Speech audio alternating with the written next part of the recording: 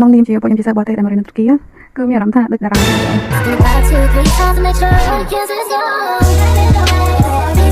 អត់គូនំទៅផ្ទះគាត់គាត់នំទៅលេងម្នាក់គាត់ទៅស្រីបុតគាត់គាត់ហៅញាតិទៅចិត្តខាងឯនោះមកនៅមើលពួកខ្ញុំអីចឹងណាហើយហ្នឹងហើយហៅម្ដងមកអង្គុយមើលមុខពួកខ្ញុំអីចឹងទៅហើយមានទៀតម្ដងទៅក្រៅមីគ្រូគឺខាងជីទូគីគាត់ជួយថតពួកខ្ញុំលុបថតពួកខ្ញុំអីទៅហើយគ្រូដើរទៅថាឲ្យឡើងថាអត់ឲ្យថតទេខាងគ្រូគាត់អនុញ្ញាតឲ្យពួកគាត់ថតរូបពួកខ្ញុំទេហើយទៅអ៊ីស្តាំប៊ូលហ្នឹងគ្រូជីទូគីជួយថតពួកខ្ញុំមិនទេលុបថតអីចឹងណាជួនកាលគាត់ចង់ថតមួយយើងខាងក៏សុំយើងមកថតអីចឹងហើយពួកខ្ញុំមើលផ្នែកគ្រូទៅគាត់ខាងថតបានក៏ថតអីចឹងទៅហើយនឹងឯងទៅពេលទៅគ្រូខ្ញុំក៏ការពារពួកខ្ញុំមែនទេរឿងគេមកលុបថតពួកខ្ញុំអីចឹងដោយសារតែពួកខ្ញុំម្ដងទៅក្រៅគឺទៅជាក្រុមនេះទៅ